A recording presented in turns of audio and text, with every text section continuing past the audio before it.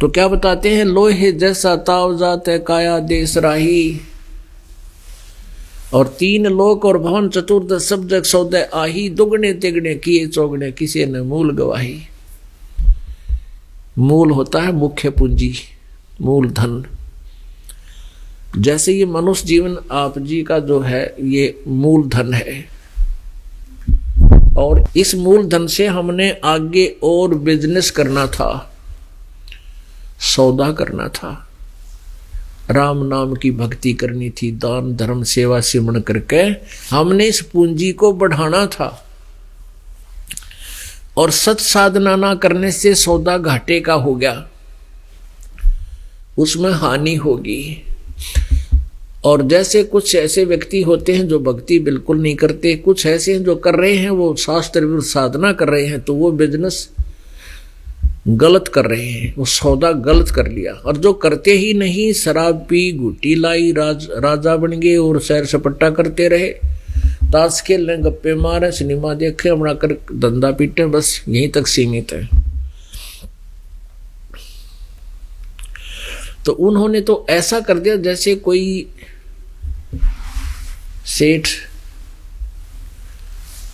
1 लाख 2 लाख रुपए लेकर के दूसरे देश में, दूसरे प्रांत में चला जाता है, वहाँ होटल में कमरा किराए पर लेता है, वहाँ बिजनेस करता है, और उस 2 लाख के वो 5 लाख बनाकर 4 लाख बना करके लौटता है। तो उसने सौदा ठीक कर लिया, उसने दुगने तिगने चौगने कर लिए।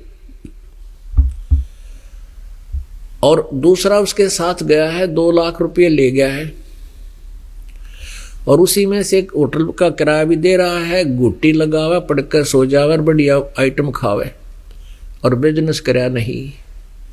तो जिस दिन उसका बस पूंजी समाप्त हो जाएगी, होटल वाला भी धक्के दे देगा, उसको बाहर निकाल देगा। फिर वो जो कर्जवान हो जाएगा, तो जिससे पैसा उसने ले रखा है उसका वो मजदूर बनता है। कहने का भाव ये है कि जो पुण्यात्मा है वो भक्ति कर लेते हैं, सत साधना करते हैं, तो उनका दुगना तिगना चौगना हो जाता है। जैसे अच्छी भक्ति की पार हुए नहीं तो मनुष्य जीवन मिल जाएगा दोबारा आपको।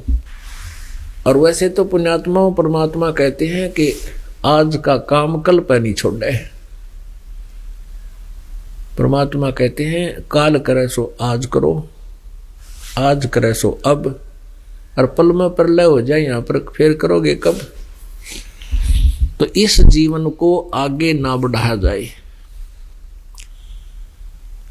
कोशिश यही करनी है 100% 100% के परमात्मा फिर जन्म ना मिले, तो वो सौदा फिर सही सौदा होगा। फिर हम सदा के लिए अपने उस लोक में चले जाएंगे, जहां जाने के बाद फिर लौटकर संसार में कभी नहीं आते।